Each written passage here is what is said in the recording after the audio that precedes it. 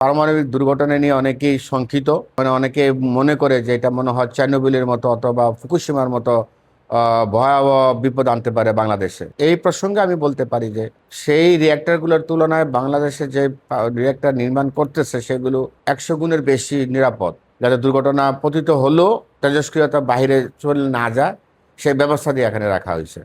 যেমন রূপপুরে 5 স্তরের নিরাপত্তা ছাড়াও ডাবল কন্টেনমেন্ট সিস্টেম তৈরি করা হয়েছে এবং কোর ক্যাচার তৈরি করা হয়েছে। যদি দুর্ঘটনা পতিত হয় তাহলে যে পারমাণবিক জ্বালানি গলে যে একটা তরল পদার্থ হবে, এর মধ্যে যে রেডিয়েশন ছড়িয়ে যাবে বাহিরে যে মাটিতে বা পানির মাধ্যমে, সেই ব্যবস্থাটি নাই, সেই সুযোগ নাই। যার কারণে এখানে কোর ক্যাচার সেটা প্রতিরোধ করবে, সে যাতে রেডিয়েশন লিক হয়ে বাইরে যাতে না যেতে পারে।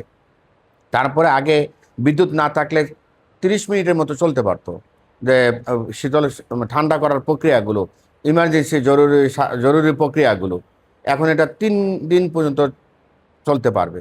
তো এতে অনেক নিরাপত্তা স্তর বাড়ানো হয়েছে ফুকুশিমা চেরনোবিলের যে দুর্ঘটনা থেকে শিক্ষা নিয়ে। যার কারণে আমরা বলতে পারি যে বড় ধরনের দুর্ঘটনা হলেও তেজস্ক্রিয়তা বাইরে যাওয়ার সুযোগ খুবই নাই বলা চলে, এই আধুনিক নিরাপত্তা যে সিস্টেমগুলো নতুন করে সংযোজনের ফলে।